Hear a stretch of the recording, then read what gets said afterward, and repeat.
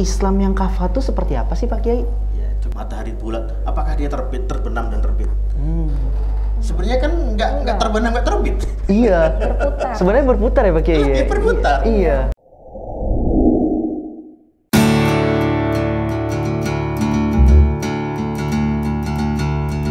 Assalamualaikum warahmatullahi wabarakatuh. Halo Sobat Army, selamat datang di Sini Army, podcastnya Asosiasi Remaja Masjid Istiqlal. Hari ini dari podcast Remaja Masjid Istiqlal, Army bertanya, Pak Kiai menjawab. Lalu insya Allah daripada podcast kali ini itu akan seputar daripada Al-Quran itu sendiri. Lalu alhamdulillah daripada Remaja Masjid Istiqlal sudah mengumpulkan pertanyaan-pertanyaannya, yang nanti dari pertanyaan itu sendiri kita akan coba tanyakan kepada Pak Kiai itu sendiri. Lalu sebelumnya tak kenal maka kenalan dulu kita. Lalu perkenalkan teman-teman atau kawan-kawan semuanya, kami di sini berdua sebagai moderator, saya Iqbal Ramadan Dan saya Dwi Agustin. Kami berdua akan menjadi pemandu atau moderator daripada podcast hari ini. Lalu kita kenal-kenalan dulu ya daripada narasumber kita yang hari ini. Beliau bernama Pak Kiai Haji Bukhari Sail At-Tahiri LCMA. Beliau di Istiqlal sebagai Kepala Bidang Penyelenggaraan dan Peribadatan. Wah, Masya Allah banget ya narasumber kita hari ini, yaitu dari Istiqlal sendiri. Beliau salah satu petinggi daripada Masjid Istiqlal itu sendiri, ya gitu. Nah Sobat Army, alhamdulillah Pak Kiai sudah berada di tengah-tengah kita. Langsung saja kita sapa. Assalamualaikum Pak Kiai. Waalaikumsalam warahmatullahi wabarakatuh. Bagaimana Pak Kiai kabarnya? Kabar baik, alhamdulillah. Alhamdulillah. Terima kasih Pak sudah meluangkan waktunya bersama Army di podcast Sini Army. Insyaallah. Berbicara tentang tema yang tadi sudah dijelaskan oleh Bang Iqbal, Al-Quran merupakan firman Allah yang diturunkan kepada Nabi Muhammad sebagai pedoman hidup manusia. Nah, menurut Pak Kiai, Al-Quran itu seperti apa sih Pak? Al-Quran adalah kalamullah, ya, kalamullah yang diturunkan melalui malaikat Jibril kepada Nabi Muhammad SAW untuk umat manusia. Al-Quran adalah panduan hidup. Jadi kalau Allah Subhanahu Wa Taala itu menciptakan alam semesta itu, manual booknya itu Al-Quran. Bagaimana, apa tujuan Allah menciptakan alam semuanya ini? Supaya manusia ini kan tidak tahu kalau nggak dikasih petunjuk, ya kan? Nah, maka dikasih petunjuk, Al-Quran diturunkan kepada kita, ya, melalui malaikat Jibril dan Nabi kita Muhammad SAW, supaya kita jadikan pedoman hidup. Bagaimana mengelola alam ini, dan di situ dijelaskan bahwa kehidupan kita itu tidak hanya di dunia, bukan hanya mengelola dunia ini bagaimana, tapi setelah dunia ini ada kehidupan lain. Nah, itu yang kita harus siapkan.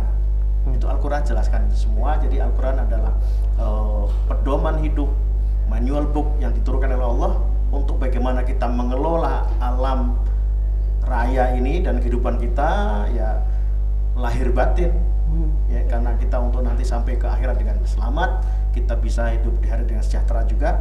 Itu kita siapkan di sini dan petunjuknya ada di Al-Quran semua. Masya Allah. Masya Allah banget ya, berarti tadi mention juga dari Pak Kiai bahwasanya memang Al-Quran ini adalah manual book yang bukan hanya dimensinya itu dunia saja, tapi tapi akhirat juga tembus ya. Jadi dari kita lahir, dari kita gimana sosialisasi masyarakat, pokoknya lengkap banget deh tuh yang namanya Al-Quran itu Allah kasih kepada kita gitu Pak Kiai. Masya Allah Pak Kiai, apa namanya jawabannya. Lalu Pak Kiai, dalam Quran surat Al-Baqarah ayat 208 bahwasanya Allah menjelaskan Islam itu secara kafah Pak Kiai ya, gitu ya. Nah, menurut Pak Kiai, Islam yang kafah itu seperti apa sih Pak Kiai? Ya, itu kan ayatnya itu kalau nggak salah, udkhulu fis-silmi kafah kan. Jadi kita disuruh masuk Islam secara keseluruhan, secara kafah. Ayat ini kalau tidak salah ini asbabun nuzulnya itu ada seorang Yahudi atau rombongan sekelompok Yahudi yang masuk Islam, yang diketuai oleh, kalau tidak salah ini ya, Abdullah bin Salam. Jadi mereka ini masuk Islam, tetapi mereka masih mengagukan hari Sabtu. Hari Sabtu kan hari rayanya mereka itu, iya kan? Kemudian mereka tidak menyukai onta. Artinya onta ini dianggap budayanya orang Arab. Ya, orang Islam Islam, kemudian mereka masih melakukan hari Sabtu, maka turunlah ayat ini, udkhulu fisilmi kafatan, masuk Islamlah secara kafah, secara menyeluruh, jangan sepotong-sepotong gitu. Jadi kalau kita dari budaya lain masuk Islam, kita ikuti semua yang ada di Islam itu. Jadi kita hal-hal yang tidak berkaitan lagi dengan Islam, yang bertentangan apalagi, ya jangan kita kemudian masih kita pakai gitu. Jadi kalau kita dari Yahudi kemudian dia masih melakukan hari Sabtu, berarti dia masih keberatan, dia secara akidahnya belum semuanya masuk ke Islam, dia masih keberatan di sana. Nah, tapi kemudian ada penafsir-penafsir juga yang kafah itu artinya ya dalam hal akidah semuanya kafah, dalam semua hal itu kafah, bukan hanya tadi masalah itu ya. Jadi lebih luas lagi penafsirannya, artinya kalau kita masuk Islam ya kita menyatakan diri kita Islam, kita harus menerima ya perintah-perintah, larangan-larangan apapun itu. Ya, jadi tidak ada hal yang saya mau Islam tapi saya mau ambil ini aja dah kayak gitu. Iya. Yang enak aja gitu. Iya. Tapi saya masih percaya yang dulu misalnya apa atau ini ada di kebiasaan lama yang saya masih mau ini, padahal kebiasaan ini bertentangan misalnya dengan Islam. Kalau yang nggak bertentangan tidak apa-apa. Budaya yang tidak bertentangan dengan Islam itu dari manapun boleh gitu pakai. Boleh dipakai. Budaya daerah-daerah Islam ketika datang ke Indonesia atau ke Nusantara ini kemudian juga mengadaptasi dengan budaya-budaya Nusantara yang tidak bertentangan. Oke. Tidak termasuk itu dalam mukhatab kafah itu. Artinya boleh seperti itu. Tapi kalau hal-hal yang bertentangan tidak boleh. Oke, siap Pak Kiai. Iya. Jadi Islam yang kafah itu yang mematuhi larangan dan perintah yang ngambil semuanya, yang dilarang dijauhi, yang diperintah dijalankan, semuanya itu kafah. Lanjut Pak Kiai, pertanyaan selanjutnya yaitu bagaimana pendapat Pak Kiai tentang Quran surat Ar-Rahman ayat 5 yang artinya matahari dan bulan beredar menurut perhitungan, dan surat Ar-Rahman ayat 10 dan bumi telah dibentangkannya untuk makhluknya. Nah, banyak yang beranggapan ayat 10 ini menandakan bahwa bumi ini datar gitu Pak. Jadi sebenarnya seperti apa penjelasan surat Ar-Rahman ayat 5 dan 10 ini Pak? Iya. Ar-Rahman 'allamahul Qur'an. 'Allamal Qur'an. Khalaqal insan 'allamahul bayan. Iya. Wasyamsu wal qamaru bihusban. Iya. Jadi kata bihusban, syams itu kan matahari. Qamar bulan. Bihusban, husban itu dari kata hasiba yahsibu, itu artinya kita menghitung. Menghitung itu artinya dengan segala ketelitian, ya, ketelitian, sehingga asyamsu wal qamaru, bulan dengan matahari yang dalam keseharian kita lihat itu seperti kejar-kejaran, ya kan? Iya. Tapi itu tidak tabrakan. Masya Allah.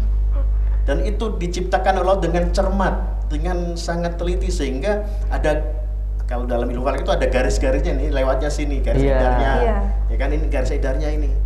Nah, nanti suatu saat matahari, bulan, bumi sudah tidak pada garis edar ini, kiamat. Oh iya, benar Pak Kiai. Gitu, kan? Iya. Nah itu bihusban artinya adalah bahwa Allah ciptakan semua ini ya dengan perhitungan yang sangat cermat, tidak gegabah, tidak ceroboh. Ya kan, itu kan Ar-Rahman, surat Ar-Rahman itu kan berbicara tentang kenikmatan. Sehingga yang tujuan pertama itu Ar-Rahman. Siapa Ar-Rahman? Itu Allah. Ya kan? Allamal Qur'an, yang mengajarkan Al-Quran tadi, way of life, namanya manual booknya itu diajarkan, gitu, ya kan? Kemudian khalaqal insan, Allah yang menciptakan manusia ya, ya kan? Allamahul bayan, manusia yang diciptakan diajari, dijelaskan tentang Al-Quran itu bagaimana apa, ya kan? Kemudian dengan ciptaan alam kita disuruh merenungi matahari, bulan, bumi, segala alam ini bagaimana bisa insijam. Insijam itu ada keserasian, malam, siang, ya kan? Kemudian Kalau siang itu kemudian ada sinar matahari, ternyata sinar matahari itu bisa menghidupi banyak, ada pepohonan yang butuh sinar matahari. Ada kita juga butuh sinar matahari, ya kan? Tapi tidak selama atau segitu, ada malam kita disuruh istirahat. Malam. Itu tapi ada juga binatang yang hidupnya malam. Betul. Luar biasa itu kan. Nokturnal ya Pak Kiai ya. Itu dia, ya, jadi itu kita disuruh merenungi begitu. Kemudian wasyamsu wal qamari yasjudan, terusnya apa? Wan najmu wasyajaru yasjudan. Ya. Jadi itu Allah juga menjelaskan bahwa yang mengabdi kepada Allah itu bukan hanya yang di bumi, syajarah di bumi, najm di langit. Baik yang di langit maupun di bumi itu yasjudan pada sujud pada Allah Subhanahu wa taala. Kemudian engkau manusia, jika najm saja, bintang-bintang di langit itu sujud, pohon-pohon yang menurut kamu itu tidak bisa apa-apa, berpikir itu sujud, lalu engkau bagaimana manusia yang aku kasih akal, yang kamu bisa berbuat apa saja, ya kan? Apakah tidak sujud juga? Masya Allah. Kemudian nanti kan ayat itu kan terusnya fabi ayyi ala'i rabbikum tukadziban, ya kan? Nikmat Tuhan manakah yang kau dustakan? Dengan tadi udah jelaskan seperti itu, maka tidak ada cara lain kita itu mensyukuri nikmat Allah. Dan nikmat Allah itu tadi juga dari sejak kita diciptakan, kita dikasih petunjuk, kemudian diciptakan alam seisinya itu diciptakan untuk manusia, dimanfaatkan untuk manusia. Nah itu. Nah kalau yang ayat ke-10 itu apa bunyinya? Artinya dan bumi telah dibentangkannya untuk makhluknya. Iya. Nah ini apakah itu berarti bumi itu datar? Iya gitu Pak Kiai. Iya Pak. Lagi booming lagi nih Pak Kiai. Gitu ya? Iya, naik lagi nih kasusnya, isunya. Iya memang Al-Quran itu kan mukhotabnya itu kita pada saat itu kita belum ditemukan bahwa bumi itu bulat ya. Manusia itu kalau dibilang, kalau tadi waktu itu dijelaskan bahwa bumi itu bulat, ribut itu. Memang yang dilihat itu bentang ya. Iya. Itu tapi kan itu batasan pemandangan kita. Ya kan? Katakanlah begini. Kalau kita katakan matahari terbit pagi hari jam 6, kemudian terbenam jam 6 sore. Kalau kita dari ilmu alam, ilmu falak yang matahari bulat, apakah dia terbenam dan terbit? Sebenarnya kan nggak terbenam nggak terbit. Iya. Berputar. Sebenarnya berputar ya Pak Kiai. Iya, berputar. Iya. Tapi dikatakan terbit karena itu yang kita lihat. Jadi dari subjektif kita, ya kan, perspektif kita melihat, oh pagi-pagi matahari terbit, sore terbenam. Iya. Iya kan? Nah begitu juga Al-Quran mengatakan bumi dibentangkan, ya kan? Iya. Dibentangkan, artinya memang membentang, tapi sebenarnya Bulat. Kurawi itu bulat. Ya, jadi apa namanya, Islam itu tidak bertentangan dengan ilmu alam. Jadi tetap kita mengikuti perkembangan ilmu, karena ilmu itu juga dari Allah Subhanahu wa taala. Dari mana kalau bukan dari Allah? Iya. Betul. Iya kan? Ya, kita dulu itu menasihkan wasyamsu tajri li mustaqarril laha. Itu dianggap tadi karena bumi datar, kemudian matahari itu jalan tajril mustaqirlah itu dia dari timur ke barat, ya di situ begitu. Ya kan? Tapi sekarang setelah ditemukannya beberapa penemuan tentang alam, ya nggak begitu. Ternyata mustaqirlah itu matahari berputar porosnya, gitu kan? Matahari berputar, bumi justru mengelilingi ya Pak Kiai ya. Kan seperti itu. Iya. Jadi penafsiran ayat itu juga berkembang, berkembang sesuai dengan itu. Jadi udahlah, kita tidak membantah penemuan eksak itu, kita membantah. Memang penafsiran itu ternyata maksudnya ini. Iya. Dalam penafsiran oh ternyata maksudnya ini. Membentang itu memang membentang. Kita lihat ini kan membentang nih.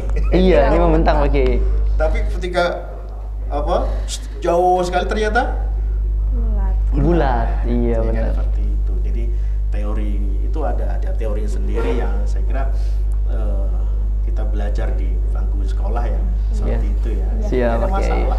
Siap. Justru apa namanya, argumen-argumen itu mencerdaskan kita ya Pak Kiai ya. Untuk kita itu gimana caranya lebih bisa lagi memilah mana yang baik atau mana yang benar dan mana yang salah gitu Pak Kiai ya. Karena di sana ada teori gravitasi gitu ya. Dan lain-lain, itulah yang kita harus tahu. Siap. Jangan sampai umat Islam ini malah nggak ngerti ilmu alam dan seperti hanya kita ya jahil gitu ya. Siap Pak Kiai. Masya Allah banget Pak Kiai. Tadi bukan hanya yang ada di bumi maupun yang di langit, itu dia juga nembah, apalagi manusia gitu yang udah dikasih pemikiran-pemikirannya. Apalagi yang membuat kita tuh nggak menyembah Allah Subhanahu Wa Taala. Masya Allah sekali. Ayo Pak Kiai, apa hikmah nih Pak Kiai dari kandungan Al-Quran, khususnya peringatan manusia nih? Dalam Al-Quran yang Allah sebut tuh seringkali berulang-ulang gitu Pak Kiai. Misalnya peringatan tentang adanya hari akhir, terus keterangan manusia sebagai khalifah yang harus menjaga bumi ini, dan sebagainya. Gimana sih Pak Kiai melihat kayak Al-Quran itu berulang-ulang itu tandanya tuh Allah seperti apa sih Pak Kiai? Jadi berulang-ulangnya ayat maupun kisah-kisah di Al-Quran itu menunjukkan pentingnya masalah yang disebut. Ya kan? Seperti beberapa hadis-hadis juga, man kana yu'minu billahi wal yaumil akhir falyukrim dhaifah, man kana yu'minu billahi wal yaumil akhir fala yu'dhi jarah. Itu antara iman beriman pada Allah dengan beriman pada hari akhir itu selalu dikaitkan. Sering sekali dikaitkan. Kenapa? Ya karena ternyata kalau kita banyak orang yang beriman pada Allah, artinya ada Tuhan itu beriman, tapi pada hari akhir itu nggak beriman. Dan efeknya apa? Efeknya sangat besar ketika orang tidak beriman pada hari akhir. Efeknya adalah karena tidak beriman pada hari akhir, tidak beriman pada hari kiamat, tidak beriman pada ada kehidupan setelah di dunia ini. Akhirnya dia dalam mengontrol dirinya di dunia ini sesuka-suka. Benar-benar Pak Kiai. Dia menzalimi orang, karena tidak yakin ada balasan nanti. Iya. Tapi kalau dia iman bahwa ada hari akhir yang akan datang, dan di hari akhir itu amal ibadah kita, amal baik dan buruk itu akan dihisap, dihitung, dan nanti akan dibalas dengan surga atau neraka. Mikir-mikir kan ya? Iya benar. Ya kan, usaha harus berbuat baik. Kalau enggak, karena sudah di sana nggak bisa lagi balik ke dunia. Betul. Ya kan? Nah itu, jadi diulang-ulangnya itu karena memang hal itu penting. Dan juga kadang-kadang kan karena memang cerita tentang kisah-kisah ya diulang lagi. Artinya itu mengingatkan kepada kita bahwa inilah satu kisah yang harus kita ambil ibrohnya, pelajarannya, sehingga kisah Nabi Musa itu juga ada di beberapa surat, ya kan?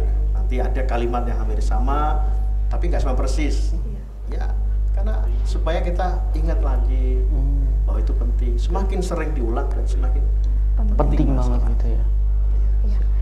Jadi kenapa diulang-ulang? Karena topik tersebut penting untuk dijalankan. Iya, seperti Fabi ayya ala rabbikum tukadzibun. Itu penting banget berarti ya. Itu dalam satu surat berapa? 31 kali. 31 kali, Masya Allah. Iya, 31 kali. Artinya kita tidak boleh lupa dengan kenikmatan Allah yang tadi sudah dibicarakan dari awal. Itu adalah kenikmatan semua yang tidak mungkin, yang tidak bisa kita lupakan. Kita harus bersyukur. Iya. Pak Kiai, lanjut pada pertanyaan selanjutnya. Tanda baca dalam Al-Quran ini kan sangat beragam ya Pak. Salah satunya tanda baca saktah. Nah, tanda baca saktah ini terdapat di beberapa surat dalam Al-Quran. Salah satunya yaitu surat Al-Qiyamah ayat 27. Adakah hikmah di balik tanda baca saktah ini Pak? Ya, hikmah yang di surat Al-Qiyamah ayat berapa itu? 27 ya. Itu bunyinya waqilaman roh. Kalau salah gitu ya? Iya, betul Pak Kiai. Iya. Jadi di situ saktah di situ adalah untuk memisahkan supaya bacaannya tidak nyampur. Man rock. Harus dibaca man rock. Karena nun mati ketemu rock, kalau dalam tajwidnya harus idgham bila guna. Iya. Jadi bacanya marrock kalau nggak ada saktahnya. Iya. Nah, marrock itu artinya beda dengan manrock. Marrock itu adalah orang yang keluar dari agama Islam itu. Marikun itu orang-orang yang keluar yang itu. Kalau di sini manrock artinya man orang yang rockin ini ruqyah. Supaya itu ya itu doa biar sembuh gitu ya. Ya seperti itu. Jadi itu ya ini satu apa namanya pengertian ya seperti itu. Mungkin orang lain ada yang punya pendapat lain ya. Iya. Jadi itu harus dibaca manrock, tidak boleh jadi dijeda gitu ya. Dijeda. Supaya tidak nyampur, supaya tidak dibaca marrock. Kalau nggak ada saktahnya dibaca marrock. Kalau marrock mungkin orang mengiranya marrock yang berarti adalah orang yang keluar dari agama. Seperti itu kira-kira. Siap Pak Kiai, wah luar biasa banget Pak Kiai ya. Ternyata Al-Quran ini sendiri memang dari setiap katanya detail banget ya Pak Kiai ya, dalam memberikan penjelasan-penjelasan kepada kita, biar nanti manual book ini sendiri dapat kita pahami dengan benar gitu Pak Kiai ya. Siap. Luar biasa sekali Pak Kiai. Lalu Pak Kiai, Al-Quran itu kan mukjizatnya memang sangat banyak banget ya Pak Kiai ya. Ada syifa, huda, dan lain-lain Pak Kiai segala macamnya. Tapi Pak Kiai, kita gitu, atau Iqbal aja gitu ya Pak Kiai ya, sebagai manusia kadang mungkin kayak lalai gitu Pak Kiai terhadap nikmat-nikmat atau mukjizat-mukjizat yang Allah kasih ke kita. Lalu Pak Kiai, ada gak sih Pak Kiai kayak mukjizat yang udah Allah kasih nih tentang Al-Quran nih, tapi manusia tuh lalai gitu dalam memahaminya gitu Pak Kiai? Ya kita memang apa ya, kita ini kan memahami Al-Quran baru sedikit. Berapa coba yang kamu paham tentang Al-Quran? saya 0,001% kali Pak Kiai. Iya kan? Orang yang sudah bikin tafsir Al-Quran pun belum mau menyeluruh gitu. Iya, karena masih ada juga yang si fulan tafsir. Makanya ada beda-beda tafsir itu semuanya bagus dan perlu kita pelajari. Kenapa? Karena si fulan ketika menafsirkan ini titik beratnya pada ini. Si fulan ternyata dia ngambil ya sisi yang lain. Itu luar biasa. Jadi belum ada tafsir yang memang menyeluruh semuanya, apalagi kita ini ya. Mukjizat banyak sekali. Al-Quran sendiri itu adalah mukjizat. Jadi mukjizat terbesar dari Nabi kita Muhammad SAW itu Al-Quran. Jadi luar biasa. Al-Quran diturunkan 1500 tahun yang lalu, dan itu dijamin sampai sekarang. Setiap kali ada upaya untuk mentahrif Al-Quran pasti ketahuan. Pasti ketahuan. Ya. Ada orang mencoba untuk menyalahi, itu ketahuan. Karena Allah turunkan Al-Quran pada hati-hati manusia sehingga dihafal. Nggak bisa itu. Yang mukjizatnya saya sendiri tidak tahu, langsung banyak sekali mukjizatnya. Banyak sekali, luar biasa. Al-Quran itu bisa jadi obat, ya, bisa jadi menerangi hati, bisa mencerdaskan. Bisa juga mencerdaskan ya? Al-Quran itu mencerdaskan. Kalau kita sering baca Quran itu kita semakin cerdas. Lihat aja orang-orang yang sering baca Quran itu pertama hatinya lapang, ya, pandangannya itu luas, kemudian dia cerdas. Boleh dites. Dia pingin dimudahkan ini, sering-sering baca Quran. Ya, sering itu luar biasa. Itu mukjizat juga. Iya, mukjizat juga benar ya. Mukjizat juga itu. Iya. Kalau yang karena Al-Quran itu pertama tidak bisa dibaca atau dia bisa dihafal oleh orang yang dosanya banyak. Oh iya benar sih Pak Kiai. Kayak males gitu Pak Kiai ya gara-gara dosanya ya. Iya. Kalau orang dosanya banyak itu terhijab oleh dosa itu, maka tidak bisa tembus. Tidak bisa tembus. Nah, kalau dosanya semakin menipis nih, bisa lah Al-Quran itu, ya kan? Nah, Al-Quran itu kan sumbernya ilmu. Kalau kata Imam Syafi'i ketika mengadu pada gurunya Imam Waqi', syakautu ila waqi'in hansu ifli. Aku mengadu pada Imam Waqi' tentang bagaimana kok hafalan saya itu akhir-akhir ini agak susah gitu. Fa'arsyadani ila tarkil ma'asi. Maka saya dinasihati agar menjauhi maksiat. Wa usani bi anil ilma nur. Dan memberi wasiat pada saya bahwa ilmu itu adalah cahaya. Cahaya. Wa nurullah la yuhdali asi.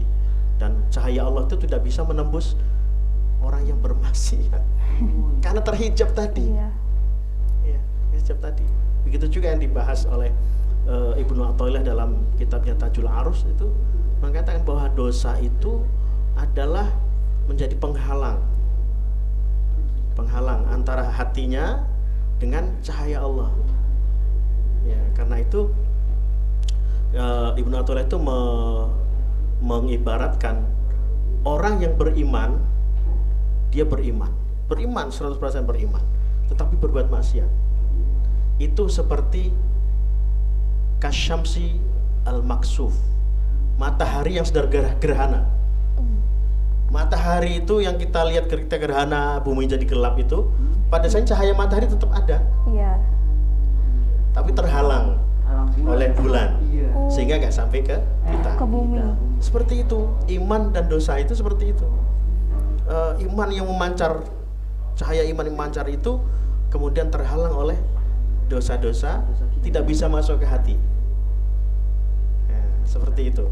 Itu juga Al-Quran dengan hati kita itu begitu juga. Kalau kita selebor lah kata orang ya, selebor. Makanya orang hafiz, orang itu memang harus menjaga betul itu.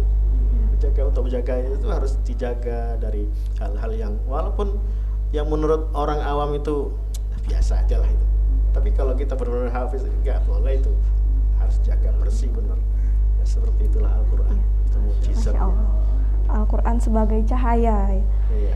Pak Kiai, lanjut pada pertanyaan terakhir. Mana yang lebih baik Pak antara Al-Quran tanpa terjemahan dan Al-Quran yang ada terjemahannya Pak? Iya. Nah, itu tergantung kitanya ya. Oh, tergantung kita. Ya, kitanya ini selevel apa gitu kan. Kalau kita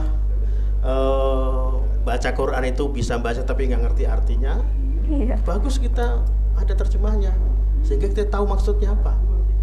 Walaupun ya kita terjemah Al-Quran itu itu hanya untuk mengetahui artinya, jangan diambil untuk istinbat hukum.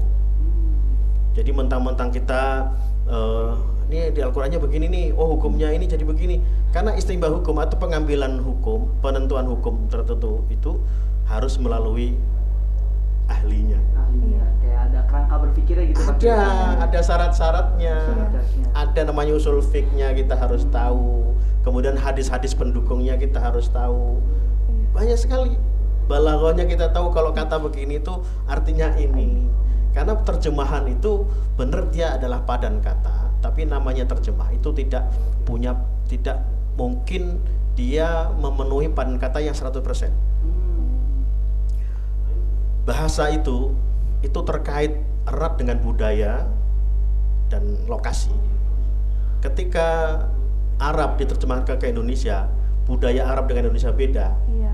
Memang ada badan katanya dicari ketemu, tapi rasa bahasanya beda, makna bahasanya beda. Nah, ya kan? Iya. Jadi yang namanya terjemahan itu hanya sekedar untuk mengetahui makna atau arti terdekat lah. Iya, arti terdekat. Tetapi ketika kita ingin tahu hukum, jangan kita menghukumi, kita baca itu kemudian kita ambil hukum sendiri. Itu ya, kita harus belajar. Kalau kita mau istinbat hukum dari Al-Quran hadis, kita harus belajar banyak. Hafal berapa hadis? Ya kan? Ilmu hadis, ulumul Quran, balaghah, macam-macam itu yang harus kita punya. Kalau kita nggak punya itu, jangan coba-coba. Jadinya salah. Kejadian kemarin ada ya waktu ini ya, ada orang DKI masjid yang melarang orang masuk masjid memakai masker. Ingat, ada itu, ya kan? Ada orang masuk masjid pakai masker dilarang sama dia, dilarang karena mengambil ayat wa man dakhalahu kana amina. Barang siapa yang masuk masjid itu aman. konteksnya beda. Iya. Harus lihat dulu ya Konteksnya beda, gitu iya. ya. Iya, itu kan konteksnya dulu misalnya kalau karena zaman itu kan banyak perang-perang, orang sana kan suka perang-perang, perang-perangan antar suku, antar ini itu kan. Nah, orang yang masuk ke masjid itu tidak boleh diganggu, tidak boleh diganggu, aman, pokoknya masuk masjid aman. Itu bukan masalah virus COVID-19 ini, bukan. Ya, buktinya kenapa? Ya di Masjidil Haram sendiri kan sampai sepi itu jamaah. Iya. Yang lebih ngerti aja artinya aja. Iya. Nah, ya Allah ya, jadi jangan coba-coba mencari istilah hukum sendiri. Iya. Ya, apalagi dari terjemahan itu jauh sekali. jadi tergantung kita selevel apa kita memahami paham Al-Quran. Dia sangat membantu terjemahan itu. Sangat membantu, mungkin sekedar untuk mencari ini maksudnya nih artinya ini. Tapi untuk masuk mendalam kita harus mengkaji pendapat ulama, fikihnya seperti apa, usul fikihnya seperti apa. Jangan kemudian kita sendiri mengambil satu hukum dari apalagi hanya satu ayat diartikan diambil hukum, ya kan? Iya. Salah semuanya. Ya, salahnya fatal gitu loh. Iya, seperti itu. Kayak orang sakit ya ke dokter gitu lah. Iya, ada ahlinya sama ahlinya gitu. Ada ahlinya. Masya Allah.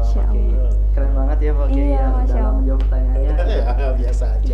Allah alam itu kan mudah-mudahan bener ya. Insya Allah, amin ya Allah, amin. Ayo Pak Kiai, tema bahasan kita adalah tentang Al-Quran. Mungkin Pak Kiai ada closing statementnya gitu Pak Kiai tentang Al-Quran ini sendiri, pesan-pesannya gitu pada para pemuda gitu, terutama kita nih remaja dan Indonesia gitu pada khususnya gitu Pak Kiai, closing statementnya. Iya, tadi sudah kita singgung ya bahwa Al-Quran itu manual booknya kita hidup di dunia ini ya.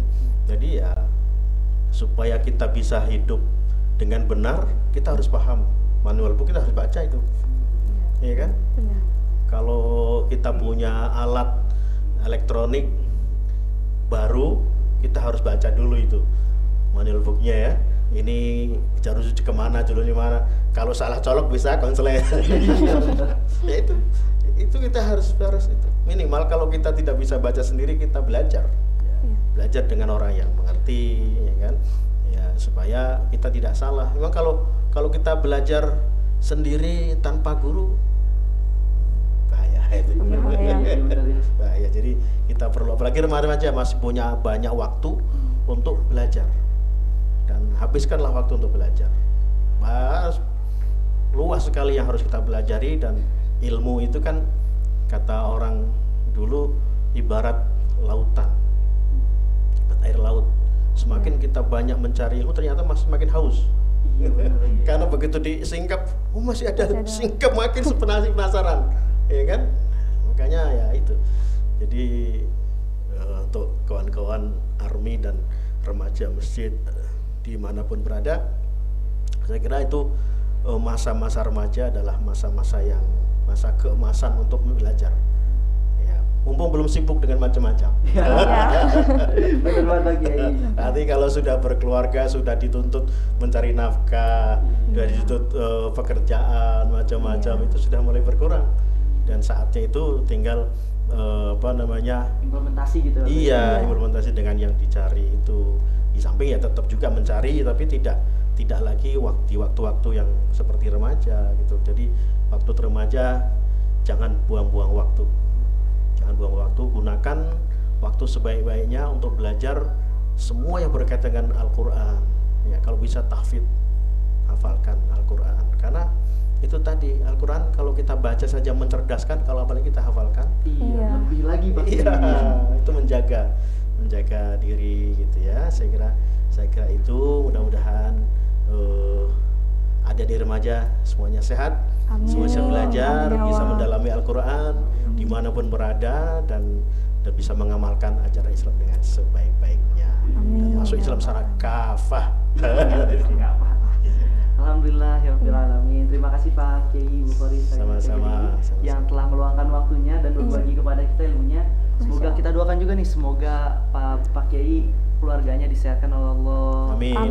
Pak Kiai juga diberkahi hidupnya. Amin. Semoga rezekinya juga lancar segala macamnya. Kita doa terbaik buat Kiai. Amin. Lalu untuk para pendengar setia daripada podcast Remaja Masjid Istiqlal, terima kasih telah menonton daripada atau mendengar ya daripada podcast Remaja Masjid Istiqlal sini.